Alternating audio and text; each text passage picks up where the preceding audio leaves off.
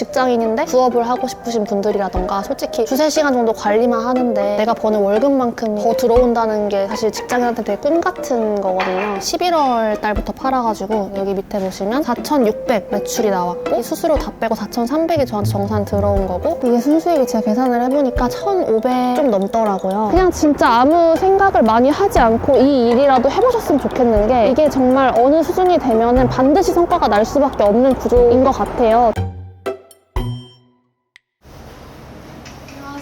안녕하세요. 간단하게 자기소개 부탁드립니다. 저는 구매대행 메인으로 하고 있는 32살 윤이라고 합니다. 구매대행 하신 지는 얼마나 되신 거예요? 제가 2023년 8월, 9월쯤부터 시작해가지고 지금 1년 반 좀 안 된 것 같아요. 구매대행을 메인으로 하고 계신다고 하셨는데 다른 것도 하시나요? 구매대행 하면서 이제 사입도 했었고 그로스도 좀 했었는데 원래 제가 해외에 쭉 살다가 지금 들어온 지 한 달이 좀 안 됐거든요. 그래가지고 해외에 살면서 사입이나 그로스는 조금 하는데 어려움들이 좀 있었어가지고 주로 이제 구매대행을 메인으로 하게 됐었습니다. 구매대행 하기 전에는 무슨 일 하셨나요? 구매대행 하기 전에는 직장 생활을 한 7년 가까이 했었고 그러다가 이제 해외로 가게 되면서 직장을 못 다니게 된 거죠. 그래서 혼자 구매대행 독학하면서 이제 수동으로 올리고 막 하다가 그러다가 이제 새벽인간TV 알게 돼가지고 배우고 반자동으로 들어가게 된 게 제가 아까 말씀드린 23년 8, 9월 정도쯤이었습니다. 직장인 때 월급은 얼마 정도였어요? 직장인 때 300 중후반이었던 것 같아요. 직장을 그만둔 이유가 있나요? 가족 사정으로 해외로 가게 되면서 출퇴근을 할 수 없으니 처음에는 휴직을 했다가 제가 해외 생활이 생각보다 길어지게 되면서 부득이 퇴사를 하게 됐어요. 근데 이제 퇴사를 하고 저도 이제 일을 쭉 하던 사람이니까 거기서 아무것도 안 하기보다는 뭔가 일을 하고 싶은데 어떤 걸 할 수 있을까 하다가 구매대행이라는 걸 알게 됐고 제가 예전에도 셀러를 잠깐 했었거든요. 그때는 이제 제가 수동으로 하나하나 다 올리던 셀러였는데 저는 사실 수동으로 올리는 게 익숙해서 구매대행 수동 방식을 먼저 시작을 했다가 이게 약간 초보가 수동으로 올려서 성과를 빨리 내기가 쉽지가 않더라고요. 그러다가 이제 새벽인간TV 반자동 영상 올려주시고 하는 걸 많이 보고 하다가 계속 반자동 방식을 메인으로 지금까지 하게 됐어요. 직장인 월급으로는 만족 못해서 퇴사를 하신 이유도 있나요? 사실 그 이유는 크진 않고 물론 더 벌고 싶고 부업도 관심 많고 직장인이라면 다 그렇긴 한데 저는 그것보다는 제가 그냥 물리적으로 해외에 가야 되는 상황이었기 때문에 온라인으로 할 수 있는 일을 찾아봐야겠다라고 했던 계기가 저는 더 컸거든요. 그래서 사실 환경적인 제약 때문에 전업셀러처럼 이렇게 하게 된 거지 그 월급이 불만족스러워서 한 이유는 사실은 크게 없습니다. 오늘 일정은 어떻게 되나요? 오늘은 일단 저는 집에서 주로 일을 하는데 아침에 일어나서 기본적으로 주문 들어온 거 확인하고 CS 응대하고 이런 건 지금 집에서 하고 나왔고 제가 자주 가는 카페에 있어서 거기 가서 남은 업무들 좀 하려고 하거든요. 알바분들 드리는 상품 관리도 좀 하고 그리고 새로 시작하신 파트타이머분도 계셔서 그분이 작업하신 것도 검수하고 피드백 드리고 또 교육하고 이런 거를 이제 오늘 할 예정입니다.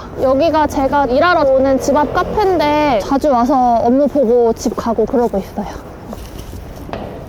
구매대행은 잘 되시나요? 구매대행 잘 됩니다. 제가 일단 음료 시키고 자세히 말씀드릴게요. 근데 특별히 다른 일도 많은데 구매대행을 시작한 이유가 있나요? 일단 제가 해외에 있을 때 할 수 있는 일을 찾다 보니 온라인 셀러 쪽으로 생각을 했었는데 그 중에서도 구매대행은 어떻게 보면 해외판 위탁 판매인 거잖아요. 저한테 재고가 있을 필요도 없고 그런 이점이 있으니까 구매대행을 하게 된 거고 또 국내 위탁보다는 마진도 높고 개인적으로 제가 몰랐던 물건들을 하나씩 알아가는 재미도 좀 있더라고요. 그래서 구매대행에 관심을 많이 가지게 됐고 지금까지 쭉 하고 있습니다. 일단 처음에 아침에 출근하면은 샵라인이라고 주문 들어온 거 취소, 반품, CS 한 번에 관리할 수 있는 프로그램이 있어요. 일정 금액 내고 매달 쓰는 건데 그거를 켜가지고 거기서 주문을 확인을 하는데 지금은 이게 샵라인 화면인데 이미 촬영 전에 아침에 업무를 다 마치고 와가지고 쌓인 게 별로 없는데 주문 들어온 거 지난 밤까지 쌓인 거 확인을 하고 그걸로 이제 엑셀 추출해가지고 제가 관리하는 매출 장부에다가 주문 들어올 리스트를 붙이고 그때부터는 주문을 건 바이 건으로 중국의 업체에다가 주문을 넣어야 해요. 주문 들어온 거를 찾아서 그 링크를 타고 중국 사이트 들어가서 발주를 넣고 그 발주 넣은 걸 가지고 배송대행지에다가 주문 들어온 거를 다 업데이트를 해놓고 업체에서 보내줘가지고 현지 송장이 나오면 그 배송대행지에다 다 입력을 하고 그런 식으로 업무 순서는 항상 진행이 되고 주문 건부터 전 처리하는 편이에요. 왜냐면 그냥 빠르게 발주를 넣어서 처리를 해도 최소 열흘에서 2주는 걸리기 때문에 저는 다른 것보다는 고객님이 빨리 받는 받는 게 가장 중요하니까 주문 들어온 거 확인이랑 새로 발주 넣는 거를 먼저 하고 그 다음에 이제 어제 처리 못한 CS 쌓인 거를 처리를 합니다. 예를 들면 제가 지금 오전에 다 처리를 하고 와서 PD님 만나기 전까지 2건이 더 들어왔어요. 그럼 여기 엑셀을 만들어요. 이렇게 엑셀 파일을 만들어서 열면 이렇게 제가 설정한 양식으로 주문 들어온 게 추출이 되는데 이거를 이제 제가 관리하는 장부가 이거거든요. 매출 들어온 거 리스트업 해놓는 장부. 그래서 여기다가 이제 제가 데일리로 리스트를 채우는데 여기서 한 번에 관리할 수 있게 보는 거죠. 그래가지고 방금 여기 들어온 거를 그냥 복사를 해가지고 이런 식으로 이렇게 리스트를 쭉 여기다가 붙여요. 붙인 다음에 이제는 주문 처리를 하는 거죠. 주문 처리할 때는 만약에 요건을 처리를 한다라고 하면 여기 고객님이 주문하신 상품명이 있어요. 저는 이걸 복사를 해서 저는 헤이셀러를 이용하고 있기 때문에 지금 요 주문 들어온 사업자가 1사업자라고 저는 여기 사업자 번호를 관리를 해놓거든요. 그러면 1사업자에 요 주문 들어왔다 하면은 헤이셀러에서 1사업자에 들어가서 상품 관리에다가 이 상품명을 넣고 그러면 고객님이 주문하신 물건을 제가 올렸던 게 이렇게 나와요. 그럼 여기에 링크 되어 있는 타오바오 사이트에 들어가서 이제 요 주문을 보내드리면 되는 건데 고객님이 주문하신 옵션이 화이트 120cm 1개 1번. 이건 좀 제 팁인데 저는 항상 옵션명을 만들 때 이 앞에 번호를 매기거든요. 그러니까 헤이셀러에서 보시면 1번 무슨 옵션, 2번 무슨 옵션 이렇게 저는 번호를 매겨요. 왜냐면 중국 업체에서는 옵션이 수십 수백 개인 경우가 있기 때문에 만약에 이런 번호 없이 제가 옵션명만 만들어가지고 올리면 그 수십 수백 개 사이에서 이 고객님이 주문하신 게 어떤 옵션인지 찾는 게 엄청 어려워요. 근데 제가 하듯이 이렇게 번호 옵션명 체계로 옵션을 만들면 여기 헤이셀러 기능이 있거든요. 이 버튼을 눌러서 옵션명을 먼저 지은 다음에 이 버튼 누르면 번호가 들어가거든요. 이렇게 관리를 하면 고객님이 주문하신 게 보면은 1번이구나 라고 알 수가 있잖아요. 그러면은 나중에 원 사이트 페이지에서 고객님이 주문하신 옵션 찾는 게 쉽거든요. 예를 들면은 이걸 주문을 하셨으니까 120cm 지금 이거거든요. 고객님이 찾으신 게. 그래서 요거를 이제 주문을 넣는 거죠. 이거를 제 돈으로 먼저 주문을 넣고 보통은 이걸 주문을 넣으면 이거 같은 경우 보시면 제가 19일에 주문을 했다는 뜻이에요. 그럼 여기에 업체에서 발송 예정 기한이 나오거든요. 그럼 이틀 차이가 나잖아요. 그럼 중국에서는 이제 보통 이틀 안에 이 물건을 발송을 해서 송장이 나와요. 송장이 나오면 여기 이런 식으로 YT 어쩌고가 이제 이 YT가 중국의 배송 업체 중에 하나인데 얘네가 많이 쓰는 업체더라고요. 이 송장이 나오면 배송 대행지에 들어가서 고객님 주문을 여기 배송 대행 신청을 해놓은 게 있을 거잖아요. 거기에 이 송장을 이렇게 넣어서 이거를 이제 접수를 하는 거예요. 그러면 배송 대행지에 이 송장 번호로 물건이 도착을 하면 입고가 잡히고 저는 배송 대행지가 올려준 사진을 보고 물건을 검수를 하고 기본적으로 그렇게 하는데 만약에 이게 좀 더 고가의 물건이라거나 아니면 뭐 장비 같은 거다라고 하면은 제가 쓰는 배송 대행지도 그렇고 다른 배대지도 다 그런 서비스를 하지만 정밀 검수 아니면 전기 꽂아서 작동 검수해보는 거 그런 거를 추가로 요청해서 이 물건이 국내로 들어와서 고객님한테 갈 때 하자가 없는 물건인지를 확인을 한 다음에 출고 접수를 하고 그럼 이제 세관 들어가서 통관하고 고객님 받으시는 그런 방식으로 이제 주문 처리 흐름은 그렇고요. 그 다음에는 이제 그때 저는 CS를 해요. 왜냐면 제가 이 일을 처음 시작했을 때는 CS 하나 들어오는 게 되게 마음 졸이게 되고 막 마치 제가 잘못한 게 있는 사람처럼 빨리 응대해야 될 것 같고 그래서 다른 일을 아무것도 못했어요. 다른 물건을 소싱을 한다거나 아니면 주문 처리하는 걸 아무것도 못했는데 이제 저도 좀 짬이 차니까 전체 들어오는 거에 비해서 CS는 굉장히 적거든요. 근데 그 적은 CS에 제 에너지를 다 쓰느라 다른 더 큰 매출을 낼 수 있는 일이나 고객님한테 실제 물건을 보내주는 일 이런 거를 뒤로 하게 되다 보니 제가 느끼기에는 효율이 좀 없다고 느껴서 일단 주문 주신 분들한테 빨리 보내드리는 걸 우선순위로 하고 CS는 진짜 구매하실 분은 CS가 조금 늦어도 구매하신다라고 생각을 하고 조금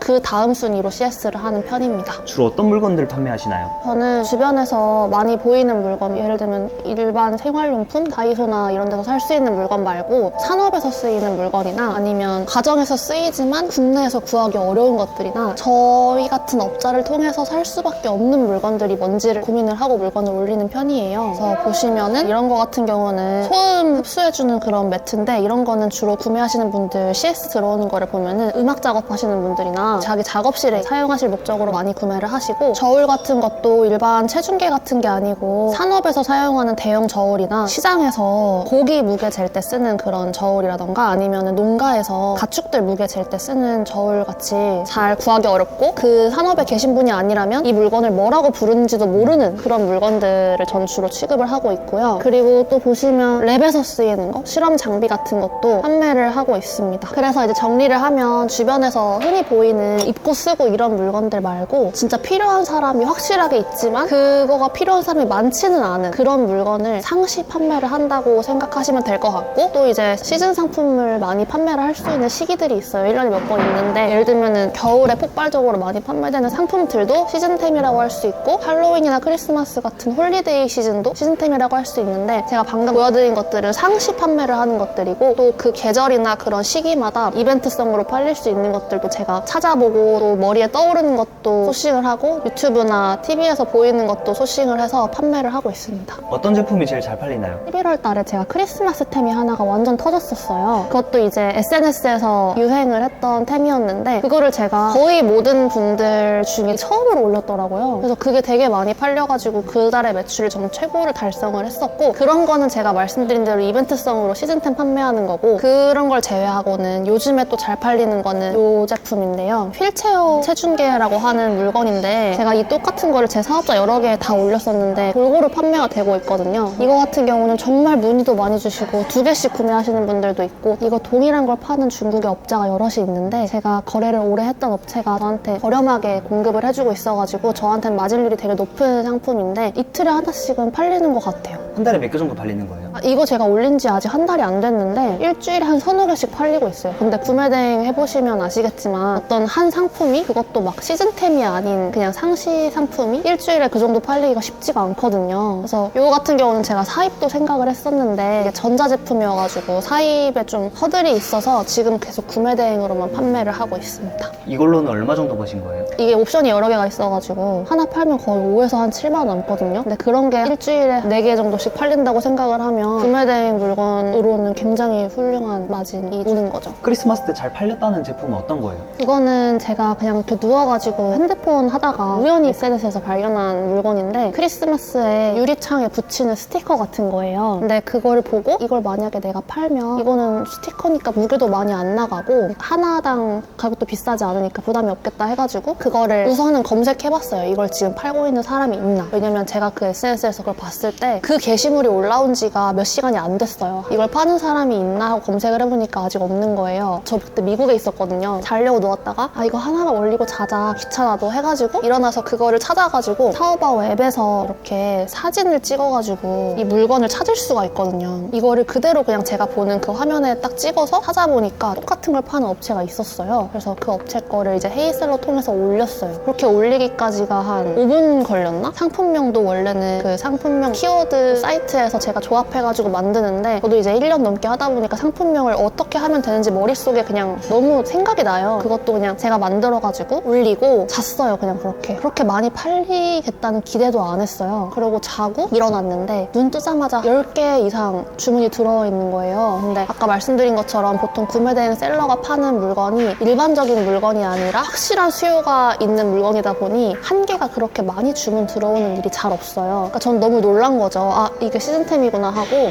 그래서 일단 그 주문을 딱 처리하려고 주문 처리 프로그램 샵마인 딱 키는데, 그 동안에도 계속 핸드폰 알림으로 주문이 들어오더라고요. 정신없이 주문 처리를 하고 발주를 넣고 했었는데, 그 물건이 이 물건인데요. 유리창에 붙이는 스티커거든요. 근데 이게 사이즈도 다양하고 옵션도 다양해요. 이거 원가는 얼마 정도예요? 이게 이런 데코용품 치곤 좀 비싼데, 제일 작은 사이즈는 원가가 한 9,000원 하고, 저런 통창에 붙이는 큰 사이즈 같은 경우는 2m 넘는 걸 사는 분들도 많아요. 2m 넘는 거 같은 경우는 원가가 4만 원 넘었어요. 스티커 하나가. 근데 주문이 한 달이 안 되는 기간 동안 제가 한 1,000개 이상을 팔았어요. 그거 하나가 막 만 얼마, 4만 원짜리도 있고 하다 보니까 제가 발주를 넣는 제 초기 비용 자체가 엄청 많이 필요했던 거예요. 처음으로 선정산도 받고 해가지고 그 주문을 다 쳐내고, 또 이게 크리스마스 상품이다 보니까 최소한 제가 생각했을 때 12월 초에는 도착을 해야지 싶어서 나는 이때까지만 팔 수 있다라고 기한을 정했어요. 매일 주문이 막 600, 700 막 이렇게 들어왔었거든요. 주문 들어오는 양을 보면서 내가 얼마나 더 발주를 넣으면 될지를 제 나름대로 계산을 해서 그만큼 발주를 한 번에 넣었어요. 원래 구매대행은 주문 한 개 들어오면 그 한 개에 대한 발주를 넣는 건데, 이거는 주문이 너무 쏟아지니까 제가 사입하듯이 미리 몇백 개를 한 번에 산 거예요. 배송대행지에 재고로 넣어놓고 판매를 했었는데, 그때 이게 굉장히 잘 팔렸던 지난 크리스마스 템입니다.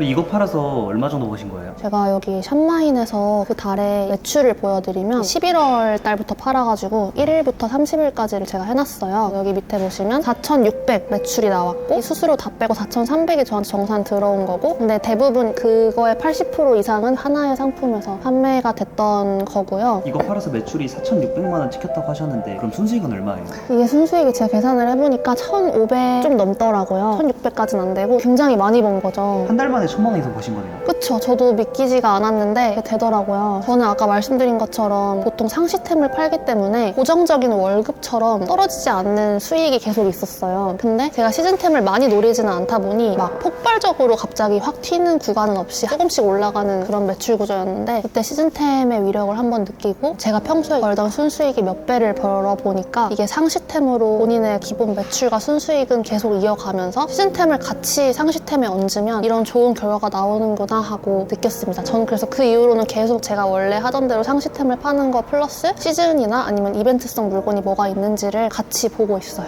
구매 대행 하면서 한 달에 얼마 정도 버시는 거예요? 매출은 평균적으로 1,000 중반 정도로 쭉 유지를 하고 있고 마진은 25% 안팎으로 유지하고 있습니다. 순수익은 얼마나 남나요? 순수익은 3,400 사이는 꾸준히 벌고 있어요. 그래서 12월 달 총 결산인데 아직 배송이 덜 된 게 있어서 완전 정확하진 않은데 거의 이 정도 나온다고 보시면 되거든요. 생각보다 얼마 안 나오네요. 근데 저는 정말 정직하게 제가 구매 대행에 하루에 드리는 시간이 3시간이 채 안 돼요. 거의 관리만 하고 있고 제가 뭐 이렇게 생활을 하다가 생각이 나거나 어디서 본 물건 같은 거 소싱해서 올리는 그 정도, 그리고 파트타이머 분들 관리, 주문 처리, CS 이런 걸 하는 게 거의 한 3시간이 채 안 되거든요. 나머지는 다 개인 시간인 건데 그 정도 시간을 들여서 직장 때 받았던 월급 그 이상 벌 때도 많고 그 정도를 꾸준히 번다는 거는 시간 대비 굉장히 효율적인 일이라고 생각을 하거든요. 다른 분들처럼 하루에 10시간씩 이렇게 해가지고 하면은 더 많이 구매대행 수익을 올릴 수도 있겠지만 저는 내가 3시간도 안 되는 시간 들여서 이걸 고정적으로 벌고 남는 시간으로는 하이브나 크로스나 아니면 또 다른 일을 찾을 수도 있는 거라서 지금은 거의 제 손을 많이 안 타는 수준까지 제가 올려놨어요. 1년 반 동안. 그래서 그런 점에서는 저는 굉장히 효율적으로 업무하고 있는 셀러라고 생각을 하거든요. 저 같은 니즈가 있는 분들이 좀 많을 것 같아요. 직장인인데 부업을 하고 싶으신 분들이라던가 솔직히 2-3시간 정도 관리만 하는데 내가 버는 월급만큼 더 들어온다는 게 사실 직장인한테 되게 꿈 같은 거거든요. 저는 그런 업무 효율을 가지고 이걸 하고 있다, 이 정도로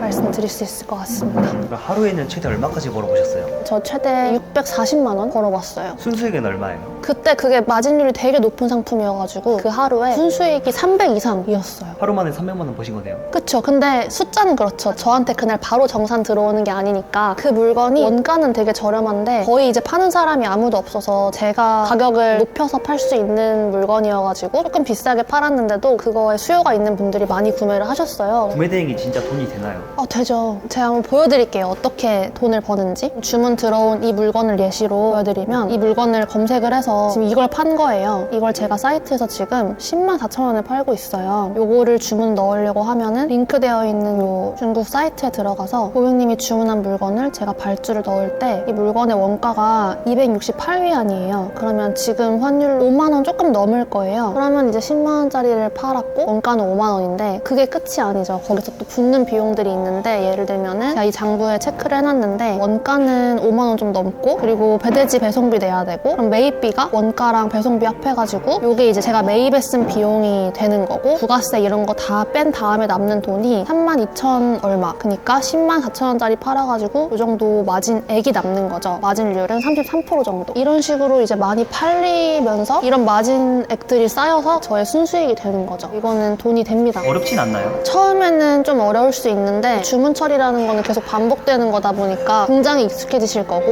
또 그런 부분들은 숙달될 수 있는 일이라서 어렵진 않습니다. 반품이나 환불 들어오면 어떻게 처리하시나요? 반품이나 환불은 저는 그렇게 많지 않아요. 반품은 2달에 하나 정도? 환불 같은 요청 들어오는 경우도 있는데 우선은 저의 원칙은 주문이 들어오는 당일에 발주를 넣는 게 원칙이에요. 최대한 빨리 보내드리려고. 그러면 고객님이 오늘 주문했는데 저는 오늘 이미 발주를 넣어서 제가 보냈어요. 그러면 현지에서 운송되고 있는데 고객님이 주문 취소 요청을 해요. 그럼 저는 물건이 운송되고 있는 상황이니까 이걸 막아야 하잖아요. 그래서 고객님한테 연락을 드려서 거예요. 지금 저희가 빨리 보내드리기 위해서 당일 발주를 원칙으로 하고 있어서 이미 물건이 운송되고 있다. 그러니 지금 주문을 취소하시면 현지에서 반품을 하는 비용 몇천 원 발생을 하는데 괜찮냐라고 하시면 그럼 기다릴게요 하는 분들이 한 99%예요. 그렇게 연락을 직접 드려가지고 상황 설명 드리고 막는 편이고, 나머지는 그냥 그거 몇천 원 주겠다, 환불하겠다 이렇게 하는 분들은 그냥 그 돈 받고 처리해드립니다. 근데 반품이나 이런 CS가 걱정할 만큼 많지 않습니다. 그러니까 제가 미국에서도 했었죠. 어떤 제품을 팔아야 돈이 되나요? 일단은 주변에서 흔히 보이는 거 말고 확실한 수요가 있는 물건들, 전문가나 업자들이 쓰는 물건들 위주로 하라고 많이들 말을 하잖아요. 근데 사실 처음 하는 입장에서는 그런 물건이 뭔지 아예 떠오르지가 않거든요. 근데 또 그런 물건만 찾으려고 하다 보면 너무 스트레스를 받고 뭘 해야 될지 뭘 올려야 할지 잘 몰라요. 그래서 저도 처음에는 다른 분들은 뭘 팔고 있나를 많이 봤었고 좀 감을 잡아가면서 키워드 툴도 이용을 하고 하면서 상품을 소싱했던 건데, 크무비 같은 거 예로 들면 이게 제가 최근에 또 많이 팔고 있는 제 기준 크무비 중에 하나인데, 보통 크무비라고 하면은 업소에서 쓰는 큰 장비 이런 거를 생각하시기 쉬운데 이것도 크무비가 맞거든요. 왜냐면 이게 큰 대형 모니터에 붙이는 보호 필름인데 그냥 얇은 필름이 아니라 이게 강화유리 필름이라서 되게 크고 무거워요. 그럼에도 국내에서 찾기 어렵거나 국내에서 사면 너무 비싸니까 저한테 재주문을 많이 해주시는 물건이에요. 중국 사이트 보여드리면 이 물건인데 이게 지금 딱 봐도 이 연출컷만 봐도 이게 두껍고 무거운 거라서 또 깨질 때 와장창 깨지는 물건이라서 좀 위험 부담이 있고, 그래서 제가 배대지에서 이거 보냈던 걸 보여드리면 배송비도 좀 많이 나오는 물건이거든요. 이 정도면 일반 필름보다는 많이 비싼 무게거든요. 사진도 보면은 이런 식으로 배대지에 도착을 해요. 근데 이렇게만 보내면 100% 깨지거든요. 전 여기서 이제 배대지랑 상의를 해서 포장 보완을 해서 보내는데 이게 그냥 투명한 필름처럼 보여도 보시면 되게 커요. 좀 보낼 때 위험 부담이 있는 크무비 중에 하나인데 이런 것도 돈이 많이 되고요. 그리고 이것도 보여드리고 싶은데 이거는 스탠카트인데 얘는 이제 주문 제작이 가능해요. 보통 이런 물건은. 이것도 되게 크거든요. 배송 오는 걸 보면 이렇게 나무 포장으로 업체에서 보내는데 이게 보면은 물건이 나무 밖에 그냥 드러나 있잖아요. 이렇게 보낼 수가 또 없어요. 그럼 여기서 제가 포장 보완을 해가지고 또 보내는 거죠. 또 고객님이 더 큰 카트가 필요하다고 하시면 그거에 맞게 제작을 하다 보면 엄청 커지니까, 이거 같은 경우는 저한테만 계속 사시는 고객님이거든요. 그래서 이런 것도 있고, 또 많이 팔리는 게 이게 국내에서 사면 되게 비싼 엄청 큰 TV예요. 실사를 보여드리면 엄청 큰 TV죠. 근데 이런 거를 해외에서 고객님한테 보내야 한다는 게 부담이 되니까 사람들이 자꾸 이런 거를 최대한 안 하려고 하는 것 같아요. 근데 저는 이제 워낙 많은 물건들을 팔아봐서 그런지 별로 이런 게 두렵지 않거든요. 중간에 이슈 생기는 것도 다 해결할 수 있는 일이 있고, 예를 들면 파손 이슈 당연히 있지만 그거는 보안으로 충분히 해결할 수 있는 부분이고, 또 보완을 하면서 돈이 너무 오버되는 경우도 있을 수 있잖아요. 그럴 때도 고객님하고 연락을 해서 저희가 이걸 좀 안전하게 보내드리려고 보완을 하려다 보니 추가 포장 비용이 드는데 이런 부분에 대해 상의를 드리면 추가 포장 비용 드리겠다, 안전하게 달라라고 하는 분들도 계셔서 문제가 전혀 없고, 또 이런 거 전자제품 같은 거 커다란 거 팔 때 국내 AS 같은 거 고민하는 분들도 되게 많아요. 고객님이 AS 요청하면 나 어떡하나? 이런 셀러분들도 계신데 그런 것도 숨고 같은 사이트를 통해서 고쳐줄 수 있는 분 찾아가지고 매칭해드릴 수 있거든요. 그런 식으로 또 서비스 최대한 잘해드리면은 이런 거 팔고 많이 남길 수 있습니다. 그리고 지금 말씀드린 것들은 계절이나 시즌 상관없이 그냥 많이 필요하실 만한 물건들인데, 아까 말씀드린 것처럼 시즌 상품도 잘 팔면 정말 상시템에서는 나올 수 없는 폭발적인 성과를 내실 수 있어요. 예를 들어서 이번 크리스마스 때 잘 팔았던 이 물건 같은 경우는 제가 그냥 놀다가 발견한 물건이잖아요. 그걸 제가 5분 만에 올릴 수 있었던 이유는 우선 타오바오에서 사진으로 바로 찾을 수 있다는 점이랑, 제가 반자동 프로그램을 쓰고 있기 때문에 일일이 수동으로 다 올리는 게 아니라 반자동 프로그램 통해서 그 상품의 링크만 있으면 한 3분 만에도 올릴 수 있다는 장점? 그런 것들을 합해가지고 반자동 셀러로서는 시즌템을 올리기가 참 용이한 그런 상황인 거죠. 반자동 하시는 분들은 그런 장점을 좀 활용을 하셔가지고 상시템 플러스 시즌템을 잘 노리시면은 좋은 성과 분명히 내실 수 있을 것 같아요. 주문은 많이 들어오는 편인가요? 주문은 하루에 그래도 10개 이상은 꾸준히 들어오거든요. 상품 객단가가 다르니까 일 매출은 매일 달라지긴 하는데 주문은 안 들어오는 날 없이 항상 꾸준하게 들어오는 편입니다. 그리고 저 단골 고객님들이 계셔가지고 꾸준히 저한테만 사시는 고객님들이 많이 계세요. 그런 분들도 저의 매출에 많은 도움을 주고 계십니다. 단골 고객은 어떻게 만드신 거예요?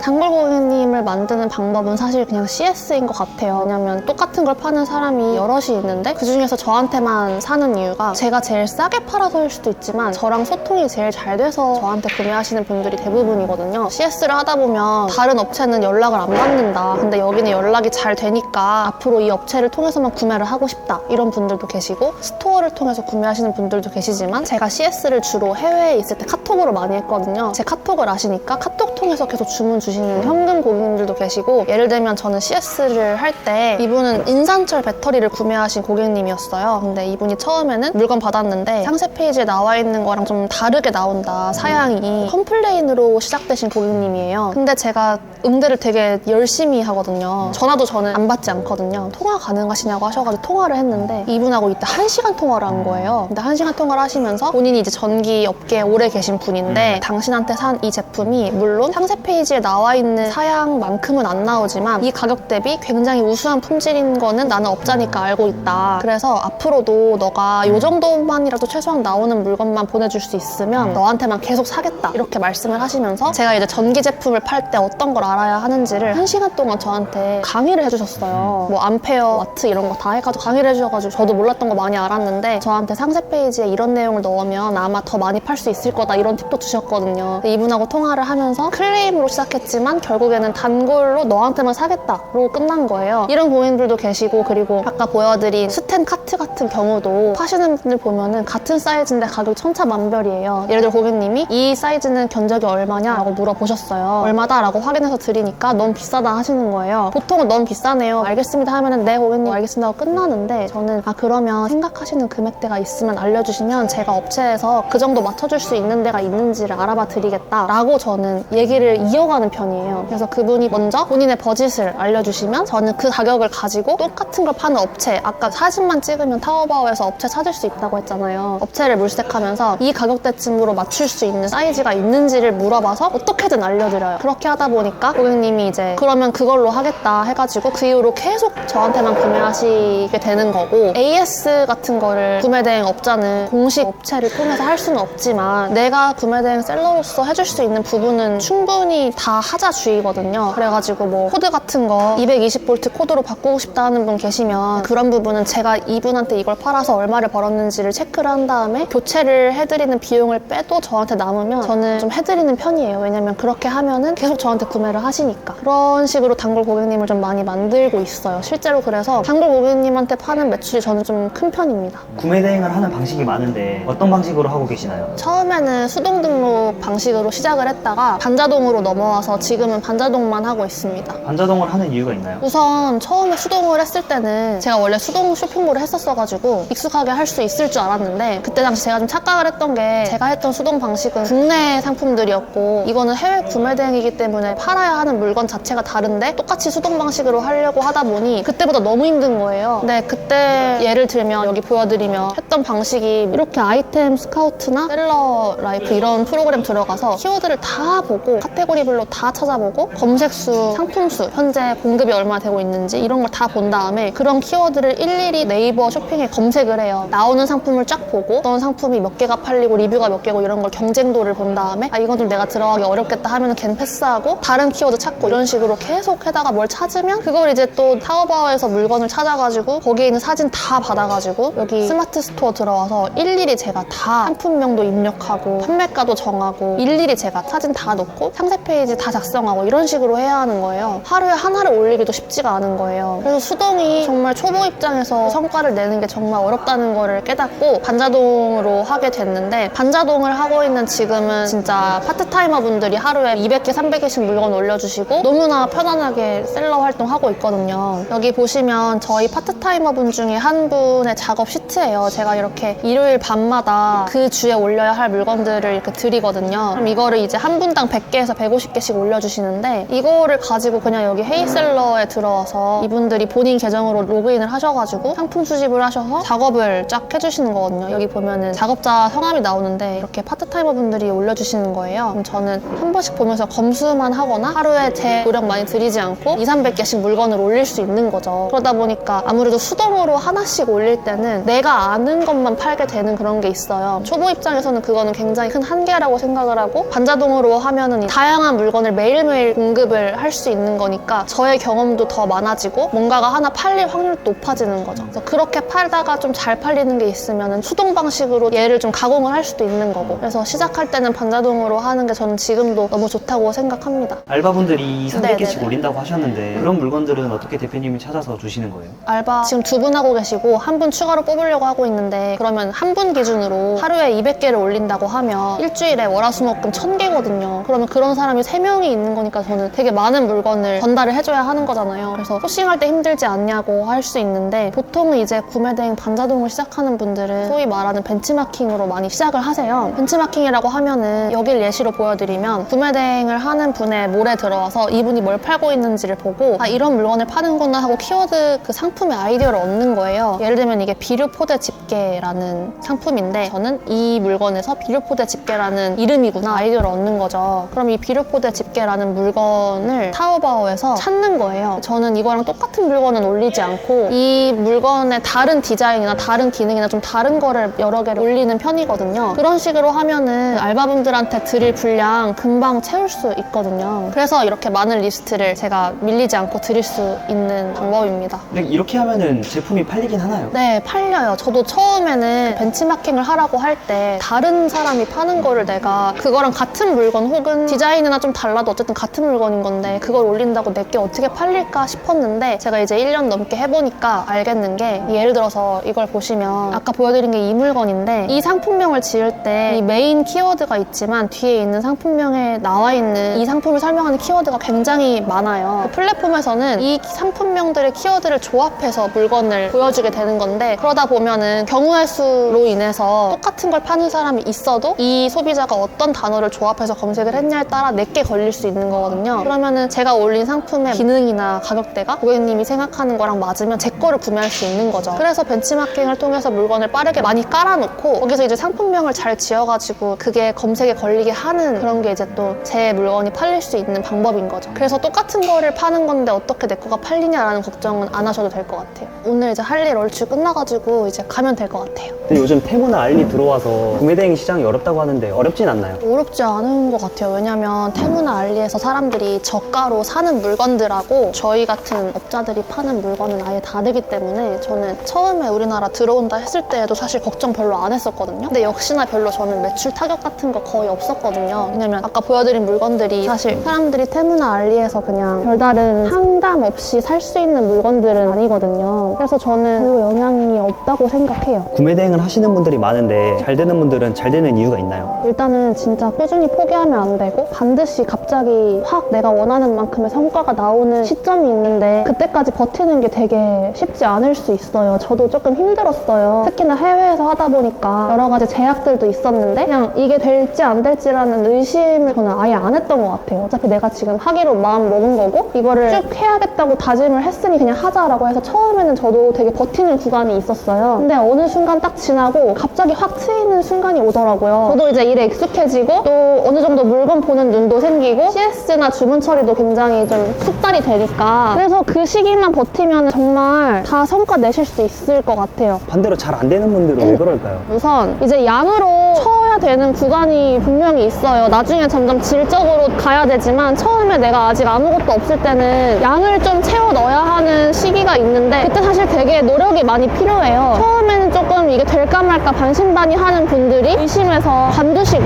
그런 분들이 좀 많은 것 같아요. 그러지만 않고 그냥 좀 꾸준하게 하면은 반드시 성과가 날 텐데 그거를 못 견디고 관두시는 분들이 좀 안 되시는 것 같아요. 구매대행을 하고 싶은 분들에게 짧게 한마디 하자면 구매대행을 하고 싶은데 이게 진짜 돈이 되는지 궁금하신 분들도 많을 거고 주변에 보면은 되게 짧은 시간만 들여서 내가 지금 버는 월급 이상을 번다 이런 얘기가 많으니까 그거에 혹해가지고 하려는 분들도 계실 텐데 일단 제가 지금 1년 넘게 구매대행을 하고 있잖아요. 해보고 말씀드릴 수 있는 거는 정말 나중에 가서는 제가 아까 말한 것처럼 하루에 뭐 3시간으로 되게 적은 노력으로 고정적인 수입이 들어올 수 있는 그런 상황을 만들 수 있어요. 근데 그게 시작하자마자 그렇게 될 수가 없다는 게 그게 현실이거든요. 근데 처음에 저도 아까 말한 것처럼 제가 좀 지금보다 훨씬 많은 노력을 들여서 이 지금의 시스템까지 만들어 놓은 그 노력하는 구간이 있었기 때문에 지금 저는 이렇게 하루에 대부분의 시간을 제 자유롭게 쓸 수 있으면서 월급만큼의 돈을 벌고 있는 건데 구매대행을 하시는 분들은 제가 지금 효율적으로 일하고 있는 이 상황을 분명히 누구든 만들 수 있는데 다만 처음부터 이렇게까지 될 거라고 기대는 하시지 않고 그냥 내가 몇 달은 정말 열심히 하겠다라는 마음으로 시작을 하시면 분명히 구매대행에서 성공하실 수 있을 것 같아요.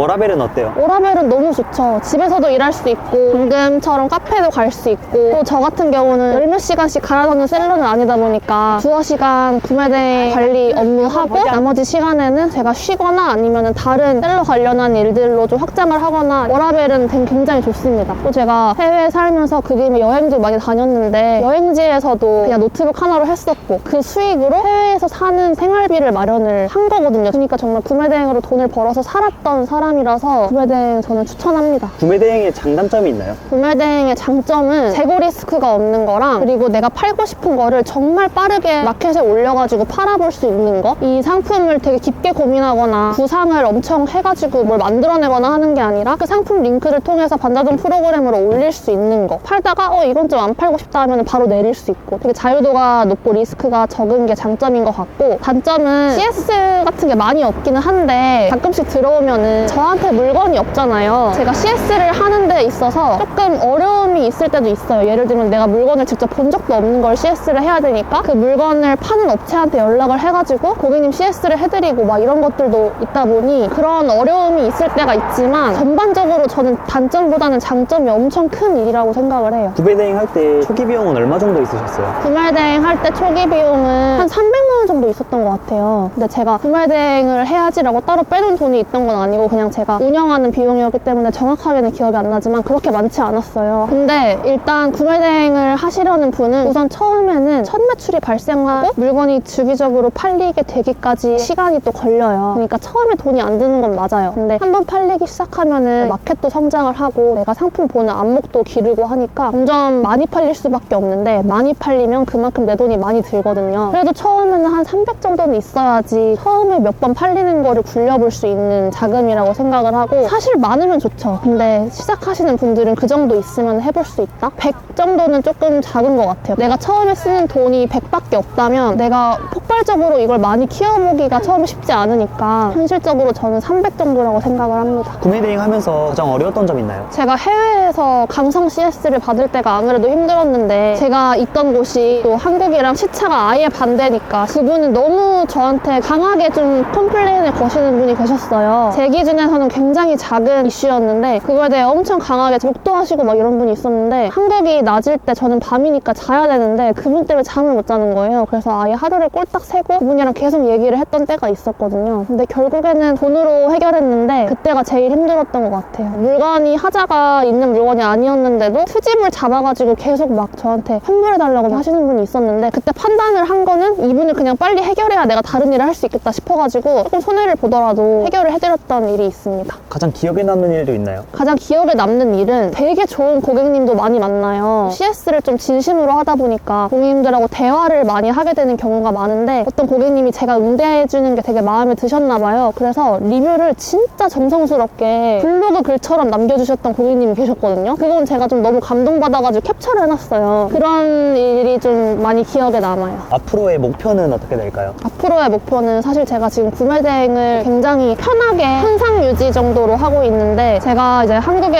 돌아와서 적응도 얼추 끝냈으니 이제는 좀 더 적극적으로 구매대행에 시간도 좀 더 들여서 더 매출도 성장시키고 하는 방향으로 이 일을 놓고 싶진 않거든요. 계속 이걸 발전시키는 방향으로 가고 싶은 거 플러스 구매대행은 너무 저한테 이제 익숙한 일이 됐다 보니 셀러로서 할 수 있는 일들을 전부 확장을 시켜보고 싶은 그런 생각이 있습니다. 마지막으로 시청자들한테 하고 싶은 말 있으실까요? 우선 구매대행을 할까 말까 하시는 분들한테 하고 싶은 말은, 이게 저도 하면서 제가 좀 잘못하고 있는 부분이 있는지를 계속해서 수정을 해가면서 지금까지 온 거거든요. 근데 제가 해보고 또 성과도 내보니까 이거는 맞는 방향으로만 하면 무조건 되는 일이라는 생각이 들어요. 이게 뭐 돈이 되냐 아니면 이거 뭐 그냥 뭐 밑 빠진 독에 물 붓는 거 아니냐 이런 의심을 하는 구매대행 하고 싶은 분이 계시다면 일단 몇 달은 그냥 올바른 방향으로 계속 해보는 거를 추천을 드리고, 그리고 만약에 지금 당장 뭘 해야 할지는 모르겠고 당황하고 그런 분들이 계시다면은 그냥 진짜 아무 생각을 많이 하지 않고 이 일이라도 해보셨으면 좋겠는 게, 이게 정말 어느 수준이 되면은 반드시 성과가 날 수밖에 없는 구조인 것 같아요. 제가 그랬듯이. 그래서 일단은 막 의심하고 그러실 시간에 차라리 그냥 빨리 시작을 해보셨으면 좋겠어요. 저는 다른 어떤 일을 겸하게 되더라도 지금 하는 구매대행 일, 셀러 일 계속 같이 하고 싶고 그만큼 이 일에 대한 확신이 있으니까 여러분들한테 이렇게 말씀을 드릴 수 있었던 것 같고, 새해가 됐으니까 저도 더 열심히 하고 이거 보시는 분들도 다 하시는 일 잘 됐으면 좋겠고, 구매 대행도 의심하지 말고 해보셨으면 좋겠습니다.